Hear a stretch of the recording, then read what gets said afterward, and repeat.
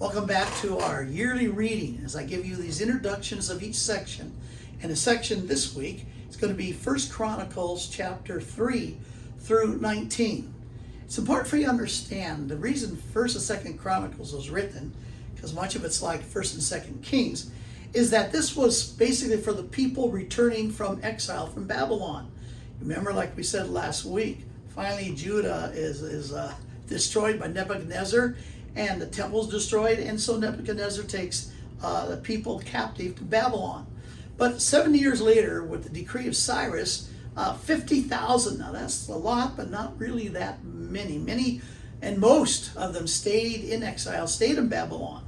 But 50,000 returned to the land, and the writer wanted to remind them of their past and how God has been so faithful to preserve that dynasty of David and that they had a future. So here in chapter 3 of 1 Chronicles, you're going to begin with the fact that Chronicles is not concerned with the northern kingdom, but only with the southern kingdom, that is David's dynasty. Remember that covenant God made with David back in 2 Samuel 7, that when David wanted to build the temple, a house for God, God through the prophet Nathan said, it's not going to be you, David, you're a warrior, a man of blood, but it will be your son Solomon who will build the temple. But at the same time, he gives the promise to David that he would preserve his kingdom, his reign, his throne forever. And that's why it's so significant how God, throughout your reading, you see how God preserves the dynasty of David, even though they were changing every generation almost up in the northern kingdom. Well, anyhow, what you've got here is that the genealogies move from the patriotic period of David, that is, all the way back from Adam to Jacob, and then through the national period of Judah, Levi, and a little bit about the other 12 tribes. They demonstrate, again, God keeping his covenant and maintaining that Davidic line, even though many have tried to destroy it. Well, the book's priestly perspective.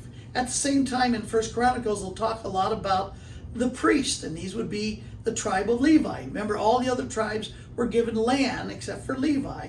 They were to have part of them living in all the different promised sections of the other tribes because they were the priests. They were the ones that brought the people to God and God to the people. Their main job was to preserve the religious faith of all the tribes of Israel.